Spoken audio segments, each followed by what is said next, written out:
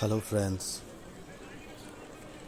মই আজি যিটো ঘটনা ক'বলৈ ওলাইছোঁ, ঘটনাটো সঁচা, কিন্তু ঠাইবোৰৰ নাম সলাই কোৱা হৈছে। চ' ফ্ৰেণ্ডছ, আজি মই মোৰ লগৰ ল'ৰা এটাৰ লগত ঘটি যোৱা এটা সঁচা ঘটনা আপোনালোকৰ আগত প্ৰকাশ কৰিব লৈছোঁ। তাৰ নাম আছিল বিদ্যুৎ, আৰু সি বুলিয়ে আজি মই কাহিনীটো আপোনালোকৰ আগত শ্বেয়াৰ কৰিম।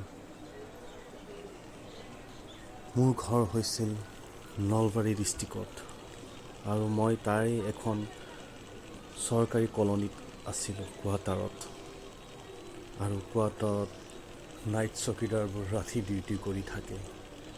নাইট চকীদাৰবোৰে ৰাতি প্ৰায়েই কৈছিল যে ৰাতি প্ৰায় 12টা বজাৰ পিছত সিহঁতক কোনোবা অঘৰী আত্মাই অশান্তি কৰি থাকে বুলি। কিন্তু মই অলপ যদি বিশ্বাস কৰিছিলোঁ, কিন্তু অলপ বিশ্বাস কৰাও নাছিলোঁ। বাৰু তেনেকেই দিনবোৰ গৈ আছিল।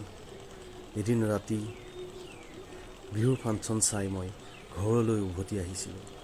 আহোঁতে লগত 2-3টা লগৰো আছিল, কিন্তু সিহঁতৰ ঘৰৰ ছাইডটো বেলেগ ছাইড আৰু মোৰ ঘৰৰ ছাইডটো বেলেগ ছাইড। চ' তিনিআলি মূৰৰ পৰা আমি ইফাল সিফাল হৈ গ'লোঁ। আৰু মই ইফালে অকলে আহি আছোঁ। আহি কলনীৰ গেটখন খুলিলোঁ। খুলি দেখিলোঁ নাইট চকীদাৰবোৰ দেখোন শুই আছে। চ' মই একো মাত বোল নকৰিলোঁ আৰু লাহে লাহে ঘৰৰ ফালে আগবাঢ়ি আহিলোঁ। ঘৰৰ ফালে লাহে লাহে আগবাঢ়ি আহি থাকোঁতেই মোক পিছফালৰ পৰা পাথৰ গুটি মৰা ষ্টাৰ্ট কৰিলে। বহু জোৰে পাথৰ গুটি মৰাৰ পিছত মই ভাবিলোঁ কোনে মাৰিছে, কিন্তু পাথৰ গুটি এটাও মোৰ গাত লগা নাছিল।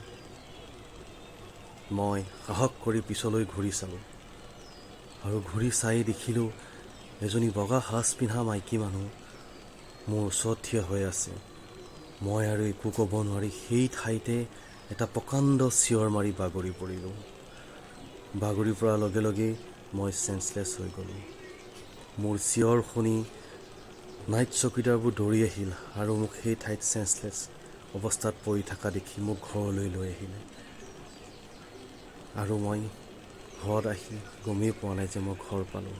কিন্তু ৰাতিপুৱা যেতিয়া চকু মেলি দেখিছোঁ, মই ঘৰৰ বিচনাত শুই আছিলোঁ। ভয় ভীতে সেই দিনটো যেনে তেনে কটাই পিছদিনা মই মানুহক সুধিলোঁ ঘটনাটো কি। মানুহে ক'লে যে এই কলনীখন শ্মশানৰ ওপৰত বনোৱা হৈছিল। চ' ৰাতি প্ৰায় অঘৰী আত্মাবোৰে মানুহক অশান্তি কৰে। চ' ফ্ৰেণ্ডছ, সেইদিনাৰ পৰা মই ৰাতি নোলোৱা হ'লোঁ, আৰু আপোনালোকৰ ভৱিষ্যতে আহিলে নোলাব। চ' কাহিনীটো যদি ভাল লাগিল লাইক কৰিব, কমেণ্ট কৰিব আৰু ছাবস্ক্ৰাইব কৰিব। ধন্যবাদ।